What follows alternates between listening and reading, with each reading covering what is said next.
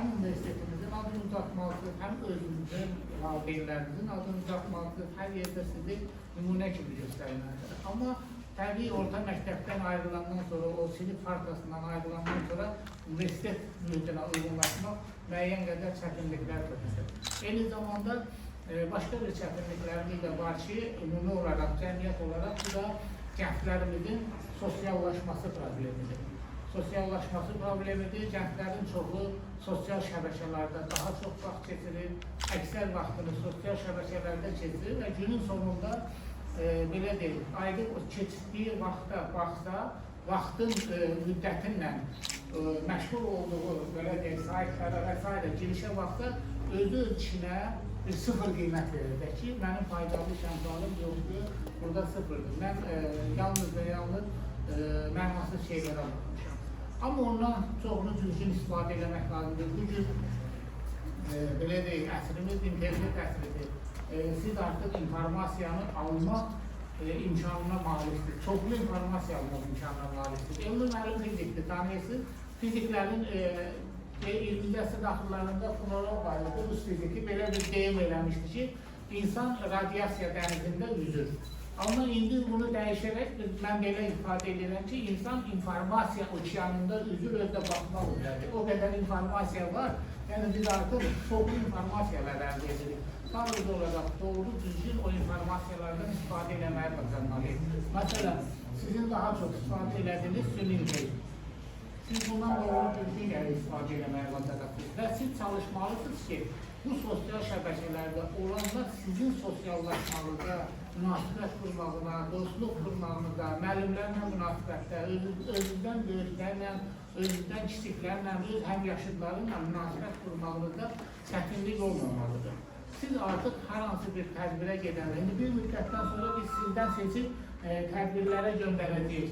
Siz orada universiteti təmsil edəcəksiniz. Siz artıq orada özünüzü təqdim eləməyə, universitetinizi təqdim eləməyə, özünüzü doğrultmaya, orada doğru düzgün fikir yürütməyə başlamalısınız. Buna görə də biz çalışırıq ki, bu yönümlü tədbirlər keçirdək və bu növbəti dünən bir tədbir keçirmişik, Azad Müjdedanlarda inkişaf proqramından bəlkə də iştirak edənlər olub orada.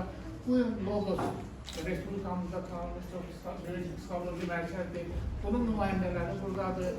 Bizim xahişimizdən biz istəyirik sizin üçün bir tədbir keçsin və bu tədbirlərimiz davamlı və ənənəvi olur. Ona görə vaxtınızı çox almaq istəmirəm. Mən elə bu mərkəzin əməkdaşlarına söz vermək istəyirəm. Həm də özləri təqdim eləsinlər, həm də gələcək gün sizin üçün keçəcək təlimin mahiyyəti haqqında sizə məlumat versinlər. Oldu, uğurlar arzu edirəm. Çox sağ olun, mənim minnətdarım. Maşallah kəslərimiz fəaldır. Mən də hər birinizi salamlayıram, dostlar. Məlumat üçün bilmək istəyirəm ki, məlumat yetərincə məlumat verir. Mən də kiçik bir məlumat vermək istəyirəm ki, bugünkü tədbirimiz, bugünkü layihəmiz Azərbaycan Respublikası qeyri-hökumət təşkilatlarının Dövlət Dəstəyi Agentliyi Maliyyə Dəstəyi və Psixoloji Xidmət və Tədqiqatlar Mərkəzinin birgə təşkilatçılığı keçirilir.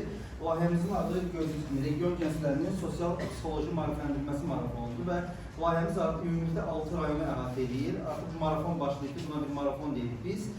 Birinci ötən həftə Quba şəhərində olmuşdu.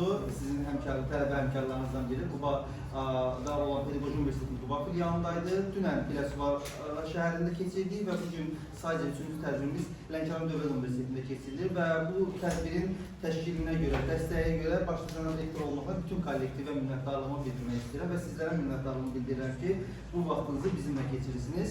Qeyd etdiyim kimi, layihənin adından bəlli əsas məqsəd, məram kəndlərin sosial-psixoloji maarifləndirməsidir. Təbii ki, mən belə deyək, psixoloji aspektindən daha sonra məndən sonra çıxış edən nadirlərimiz Logos Psixoloji və Nitq Mərkəzinin əməkdaşları ondan məlumat verəcəklər. Amma mən kiçik bir məlumat vermək istəyirəm ki, Ramiz müəllimin sözünü qurdur. Bildiyim qədərlə burada bir çoxunuz birinci kurs tələbəsi, düzdür, müxtəlif kurslarla daha çox birinci kurslara əhatə edir. Və sizi əmin edirəm ki, əslində bugün birinci kursda bu müddət əslində sizin gələcəyinizi müəyyən edəcək bir dövr olacaqdır. Yəni həqiqətən də bəlkə də artıq o dediyimiz, hər zaman dediyimiz bir məsələ olur, mövzu olur ki, tələbələrin bölünməsi var ki, 3 cür tələbə olur. Birinci qrup, mən özümə tələbə olmuşam, yəni bunu 2 dəfə bu etap keçdiyim üçün deyirəm. Birinci qrup tələbələr belə deyək ki, vaxtı-vaxtında dərsini oxuyur, bütün hər şeylərdir yerində, öz ixtisaslarına bağlı hər şey super olur, həqiqətən də və öz ixtisaslarını yetərincə bilirlər, vaxtında sərbəst işlər olsun, imtahanlar hər şey qaydasında olur və onlar da sırf fikirlərini təhsilinin bu hissəsinə yönəldi. Amma qalır oradakı hansı ki, təcrübə hissəsi, praktika, könüllülük, o biraz aksayır. İkinci qrup tələbə bu Bakıda da olsun, regionlarda da olsun, həmişə eyni olur ki, yəni daha çox belə deyək ki, yola verməklə, sadəcə belə deyək, 4 ili bitirir bir təhər. Dərsi gecikir, sinif qrup nümayəndəsinə deyək ki, yazdırma, qayıb gəlirəm, bu dəqiqə çatıram.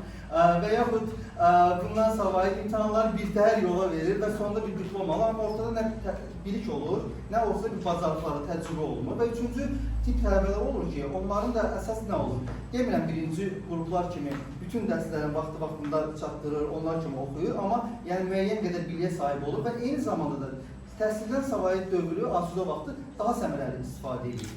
Bu ola bilsin ki, ən sadə nüansı deyək ki, ən yaxın olan biri tələbə gənclər təşkilatları. Bu bizim dövrdə də var idi, 10 il öncə də və indi də var və yenə də olacaqdır. Oradan başlayan hansı klublar olur, klublara daxil olur və ya rayonunda maşallah olsun, burada elektrik müəyyən biz buradayıq. Gəzəndə burada gənclər evləri yetərincə infrastrukturu var, Heydər Əliyev mərkəzini görürük ki, infrastruktur cəhətdən heç bir problem yoxdur. Və mütəmadi də izlədiyim üçün deyə biləm ki, bir çox tədbirlər burada keçirir və təsadüf deyildi ki, ötən illərin biri Lənkəran, məhz gənclər paytaxtı Lənkəran şəhəri keçirmişdir. Bu demək ki, burada bu infrastruktur, bu şərait var və həmin 3-cü qrup tələbələr də bu şəraitdən maksimum istifadə edən olur. Və nəyə gəlməsin ki, nəyə görə bunlar dedim? Bunlar bizim artıq həyatımızın sonraki mərhələsi var və yəqin ki, diplom alandan sonra heç kim diplomunu evdə qoyub belə işləməmək üçün diyor, sadəcə dəb üçün almayıb bu eğitim. Hamımız işləyib, qazanc əldə etmək istəyib, o bəy və ya xanım olmağından asılı olmayaraq. Və o dövr gəlir ki, hansı ki, tamam, institutu bitirdik, diplomumuz əlimizdə, növbəti mərhələ nədir bizim? İş dövrümüzdə, yəni işləməliyik, pul qazanmalıyıq və gedirik iş müsahibələrinə. Yəqin ki, ətrafımızda, bəlkə də ailəmizdə olan nə qədər insanlar var ki, müsahibəyə gedəndə yeni gənclərə hamısı nədən kəsib gəlir, təcrübəniz yoxdur. Biz də həmişə özümüzə belə deyək də, deyək ki, biz təcrübəni harada qazanmalıyıq, 4 il ərzində biz oxumuşuq da, biz dövrümüzdə. Hə, bax, həmin dövr bu dövrdən əslində biz gəlib çıxır ki, orada artıq CV-lərə baxılarında necə olur? Misal üçün, indi qaydaq həmin 3 qrup tələbəyə. Birinci qrup tələbə gözəl, biliyi yerindədir, o sahəsi üzrə də gedirsə, tamam, bu sahədə yetərincə biliyi var. Gəl də bu 4 il ərzində nə ilə məşğul olmuşsan? Yəni, deyə biləcək bir şey yoxdur, yəni tam səmimi deyək. CV ancaq şəxsi məlumatlardan və maksimumda diplomun nömrəsi ola bilər və ya bitirdiyi tarix və s. ibarət olur. Qalan yer boşdur. Bu həmçinin ikinci qrup tələbələr var idi, hansı ki, vaxtını o nə düzgün bölüşdürmədi, nə də təhsilinə ayırmayan tələbələr var ki, onlara gəlib çıxır. Onlarda da CV eyni vəziyyətdə olur. Üçüncü qrup tələbələrin artıq CV-sində bu ikisindən fərqli olaraq. Şəxsi məlumatlar öz yerində, təhsil tamam, orta, ali təhsili var, gəlir digər bölmə var. İştirak etdiyi təlimlər, konferanslar, seminarlar, bunda var. 3 ola bilər, 5 ola bilər. Mən tələbələr tanıyırdım ki, həmin tələbələrin yəni ikinci səviyyə CV-si var idi, institutda təzə bitiləndə. O beynəlxalq tədbirdə iştirak eləmişəm, bu layihədə iştirak eləmişəm, orada könüllü olmuşam. Mən tam səmiliyim, 10 il öncə, 2013-cü ildə mən ali təhsilə başlayanda, mənim ilk olaraq, yəni universitetdə tələbə gənclər təşkilatı, bu rolotları var idi, bundan da betər, yəni institutlar daha müasirdir. Onları açıb bağlamağa çağırmışlar, onunla könüllü eləmişəm. Otururum rolotdur, deyirlər, tədbirin müəyyən əvvəlində, asasından tədbirin sonunda bağlayırsan. Açırdım, gelib oturdum, bir qrafik oturdu. Başlaydım, hərədən bir şey öyrənməyə. Tələbəsindən tutmuş, gəlib o təlim keçən, çıxış eləyəndən bir şey öyrənməyə. Etap. Sonra artıq ikinci kursda artıq universitetin nəzər klub var idi, diplomatik klub. Onun sədri olur, daha sonra sədri müavini oldu, TGT və növbəti məhəllə keçəndə artıq mən bir institutu bitirəndə yetərincə əlimizdə bir background var idi. İstər beynəlxalq səviyyədə olsun, istərsə də yerli səviyyədə və onun aşamalarıyla növbəti pillə artma olur.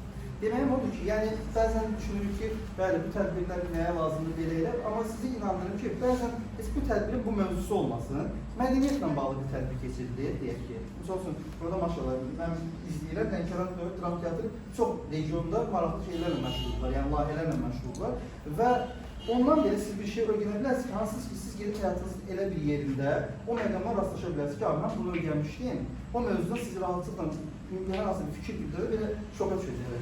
Misal üçün, xanımın mədəniyyət sahəsində yetərincə məlumatı var imiş. Yəni mən çox uzatmaq istəmirəm. Yəni qısa bir məna verir ki, bizim variant sosial aspekti budur. İndi sözü vermək istəyirəm artıq bizim psixoloqlarımıza. Onlar artıq belə deyək də psixoloji aspektlərdən nəzərdə tutulur. Çünki bizim digər bir virtual həyatımız var. Artıq real həyatda savay virtual həyatımız var. Bunu qəbul etməkdə, yəni ayrılmaz bir sistemdə çevrilir. Bundan savay da, yəni çıxışlar bitəndən sonra da məsələn çox maraqlıdır. İnteraktiv suallar oldu, müzakirə etdik. Nə psixoloji olsun, istər digər sosioloji olsun, yəni suallarınızda bizim psixologlarımız cavablandıracaqdır. İlk öncə ona görə söz vermək istəyirəm. Logos Psixoloji və Etik Mərkəzi Lənkəran filialının psixologu Sevər Abbasovaya. Sevər xanım, buyurun, siz də fikirlərinizi bildirin.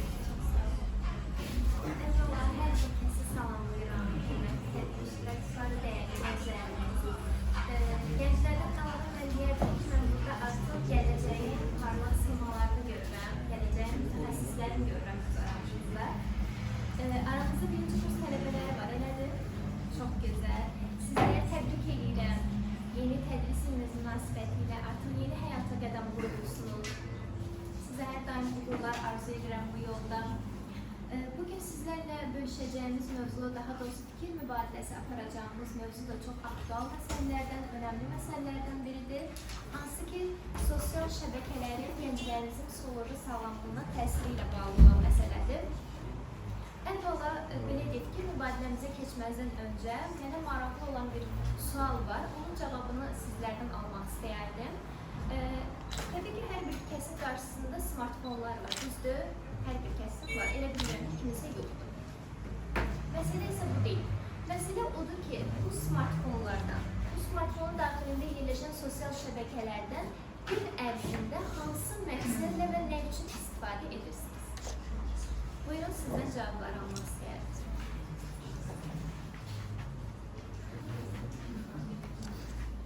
Rahat olun, fikirlərinizi bölüşün mənimlə. Birlikdə söhbət aparaq.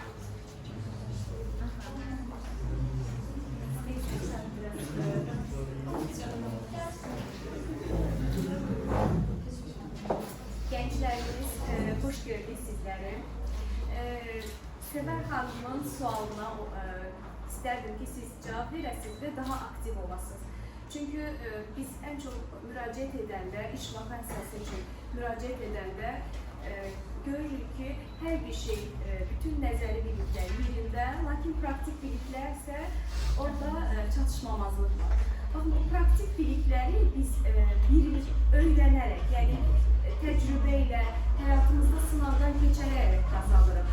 Mənim belə bir həmişə bir devizim var ki, heç bir zaman biz bir yerə CV verəndə, heç bir zaman birdən-birə biz gəlib hansısa o sahənin mahir ustadı olmuruq. Zaman içində, təcrübələrlə biz buna yiyələnirik. Ona görə sizdən lütfən ricam, suallarda aktiv olmanız, ağlınıza gələn hər bir sualı ünvanlamanız, yəni bizlər sizin üçün buradayıq, sizin suallarınızı cavablamaq üçün buradayıq. Auditoriyadan sualları gözləyirik. Sosial şəbəkələri, istərsiniz sualı bir daha deyim. Sosial şəbəkələrdən gün ərzində nə üçün və hansı məqsədlə istifadə edirsiniz? Ümumiyyətlə istifadə edirik mi? Edirsiniz. Çox gözəl. Daha çox sosial şəbəkələrdən sosiallaşmaq və ya indi hamımızın müəyyən bir ətrafı var idi. Universitet təbii ki, bir çox fərqli universitetlər seçdik və həmin dostlarımızdan ayrı düşdük. Və buna da təbii ki, onlarla əlaqə saxlamaq üçün, anlarımızı, xoş anlarımızı və ya yaşadıqlarımızı bölüşmək üçün və bir çox məqsədlə istifadə edirik. Bəli, çox güzel. Teşekkür ederim cevabınız için. Başka fikri olan? Çalışın gerçekten neredeyse olur. Birinci kurs deyirəm, üçüncü kurs tələbəsiyəm. Təhlükəsizlik təşkilatının PR-ıyam. Orada istifadə edirəm və özümün ayrı Instagram-ım və video qrafiklə hazırlayıb Instagramda paylaşıram. Müəyyən küçüklər var, bunun üçün istifadə edirəm. Aha. Ne güzel. Ve size sual vermek istəyərdim ki, siz o balansı qoruyabilirsiniz mi gün ərzində? Gün ərzində bəli, müəyyən qədər vaxt ayırıram. Həm dərslərimə, həm təşkilatları, həm doğru vaxt ayırıram və heç biri bir-birinə qarışmır. Çok güzel, çok güzel. Tebrik ediyorum sizi. Çok güzel. Əlavə fikirlərə bu videolara baxmaq üçün də mən istifadə olunur və Fosil girdiğimiz zaman burada görürsen ki yarım saatlerle akrobat gelir. Ve ben bundan da artık benim var ki internette bu çok süredir asıl vəziyyətini olur. Bəs bunun üçün özünüzə məktəbdə qoymağı düşünürsünüz? Benim var ki bir çok sosyal tarafından silmişəm, artık istifadə edemeyim. Aha. Cəsur çıxışa görə hanımı alqışlayırıq.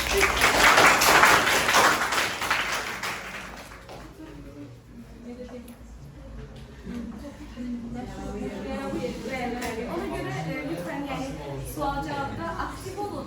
Biz burada en güzel cümlelerimizi, en süslü cümlelerimizi değil de daha çok olduğumuz vaziyeti izah edelim. Çünkü bizler burada sizler için var. Bəli. Aha. Əziz gənclər, yəqin ki, tez-tez ailə üzvlərinizdən, valideynlərinizdən bu sözləri eşitirsiniz ki, telefon əlindən düşmür. Yəni bunu aktiv istifadəçilər üçün nəzərdə tuturam. Telefon əlindən düşmür, sosial şəbəkələrə çox daxil olursan, çox vaxtını itirsən, çox oyun oynayırsan, bu kimi bu tərz ifadələr. Yəqin ki, eşitdiyiniz olur. Bəs siz böyüklərinizə, valideynlərinizə bunu aşılaya bilirsinizmi ki, siz hansı məqsədlərlə istifadə edirsiniz, nə işləri orada həyata keçirirsiniz? Valideynlərinizlə aranızda bu diyaloq yaşananda onlara fikrinizi necə çatdırırsınız bu barədə, bu mövzuda?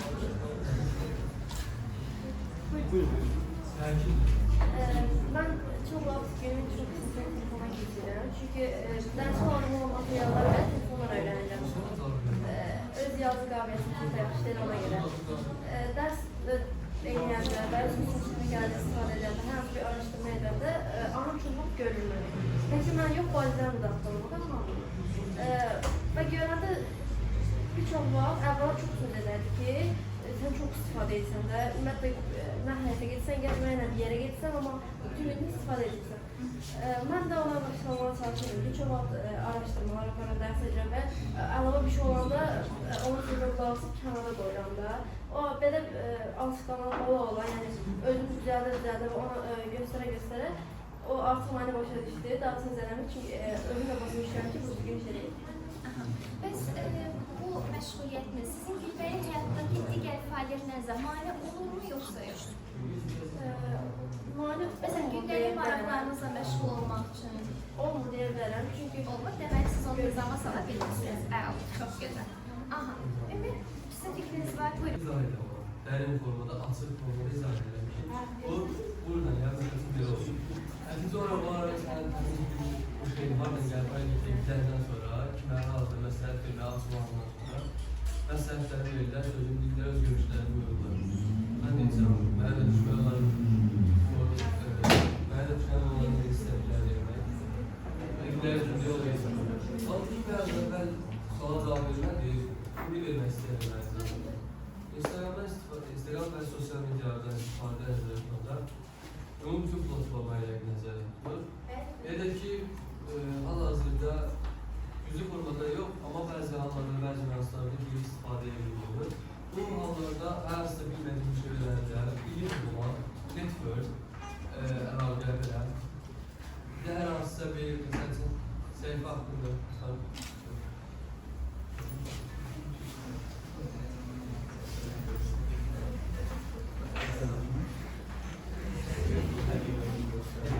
Tamam.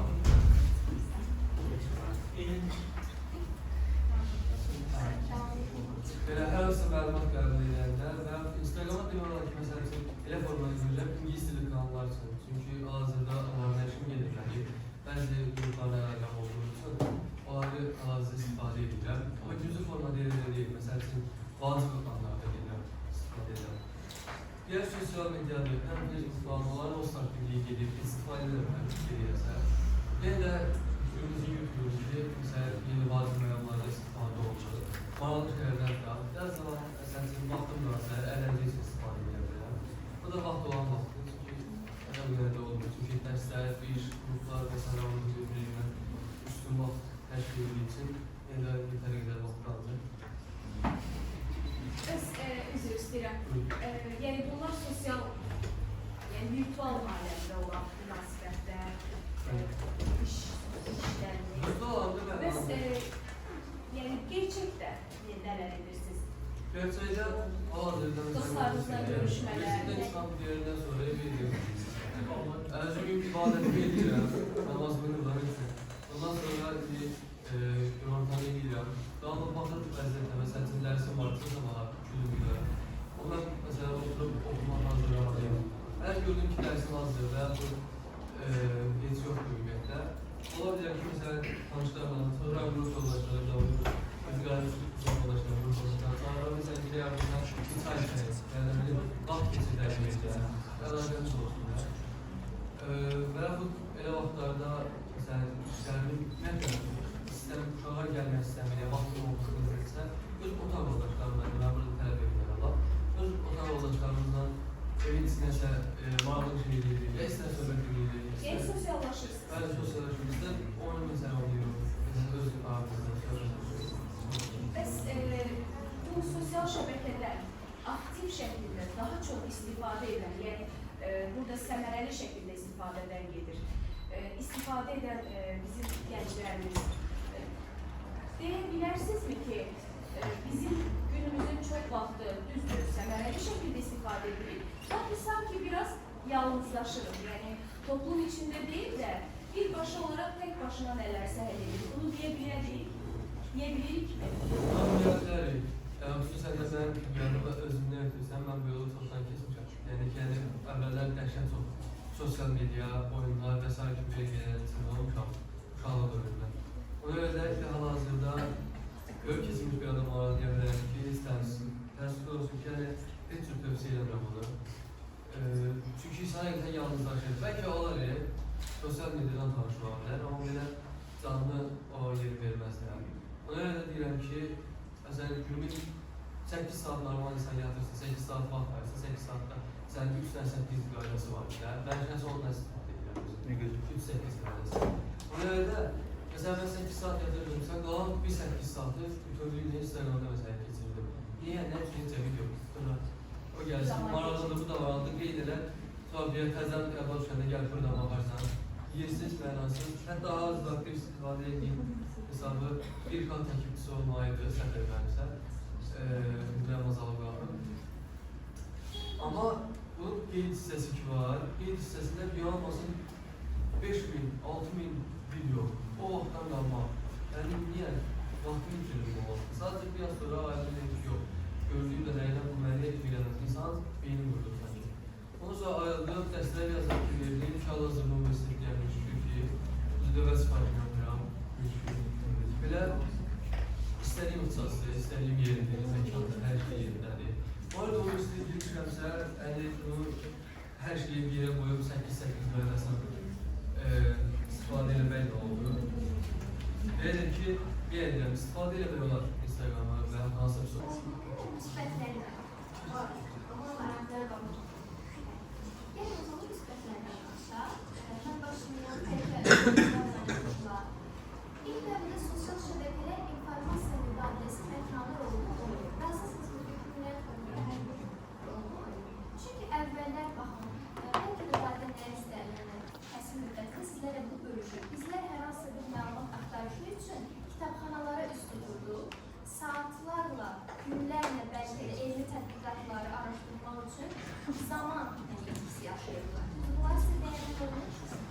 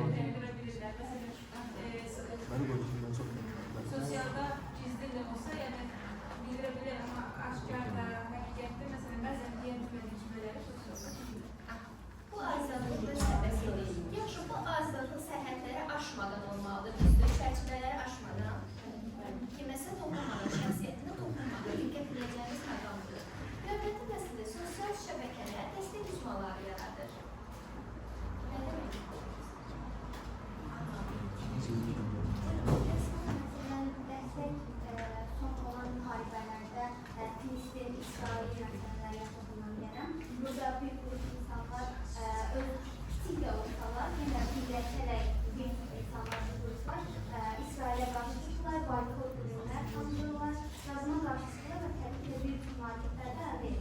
Deməli, virtual biz dəstəyi belə göstərmiş olduq. Anladım, çox gözəl fikriniz, təşəkkür edirəm sizə. Yaxşı, onları vurguladım. Gəlin çıxardım mövzunun adını açıqlayanda bir psixoloji sağlamlığımıza təsiri. Gəlin bunu bir neçə aspektdən bir dəyərləndirək. Deməli, emosional rifah məsələsinə gəlmək istəyirəm. Nədir bu? Bunun sizə necə bir təsiri var? Əhval-ruhiyyənizə, duyğularınıza, emosiyalarınıza təsirindən var. Tutaq ki, siz uzaq məsafədə yaşayan dostlarınızla, qohum və tanışlarınızla çox qısa müddətdə artıq əlaqə qura bilərsiniz. Lazım deyil ki, o öz yaşadığı ölkədən gəlsin, siz ölkənizə siz belə bir görüş təyin edin. Görünüşlü şəkildə də olsa, sesli şəkildə də olsa, bu bağlantını qurmaq rahatdır, əlçatandır, düzdür. Yaxşı, bunun yanı sıra sosial şəbəkə istifadəçiləri var aramızda, xüsusən Instagram. Açıq səhifə şəklində istifadə edirsiniz. Bəli.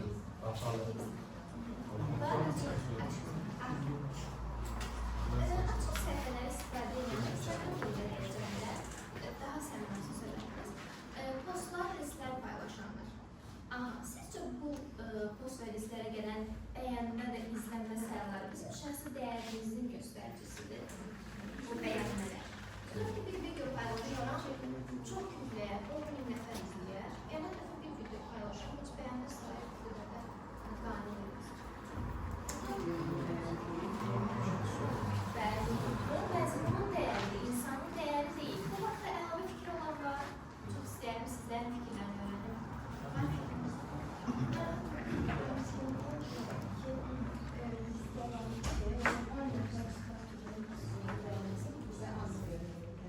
Ama o noktada bizi beğendiğiniz yüksek, bize yakışırsa.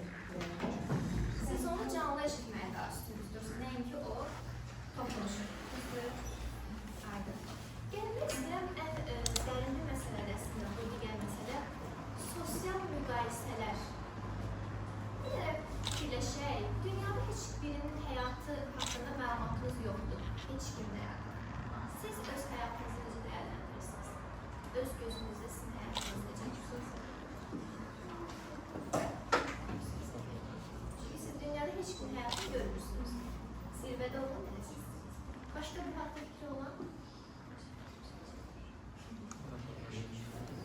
Fikriniz var mı?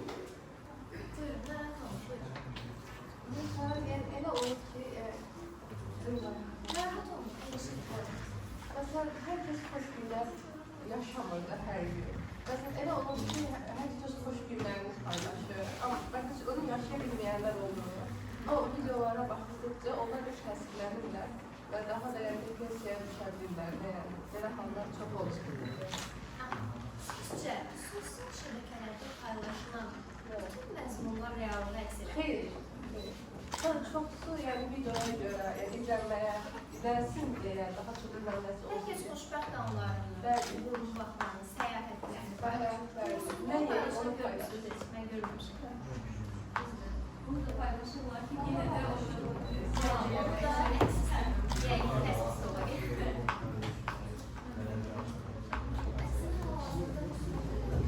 Öz hoş anlardan olsun, insanlar Deməli, biz diqqət çəkdik. Bunun da bir məqsədi var. Əlavə sizlərdən istəyirəm fikirlər alalım.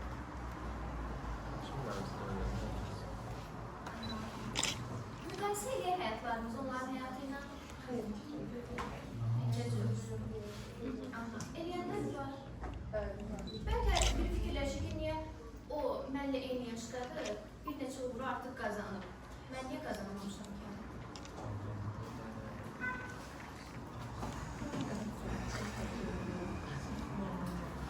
Nisbəyən eyni. Güzel bir nisbəli. 5 parmağın 5'i birdir. Həyatın ritmi eynidir. Mənim üçün fərqiniz çox. Həyatın ritmi belə deyil. Bir enişi yaxşı olmalıdır. Bir çətinliyi olmalı. Çətinliyi olmasa maraqlıdır. Düzdür. Hər kəsin öz potensialı var, öz həyat yolu var. Heç birimiz o sosialda gördüklərimizdən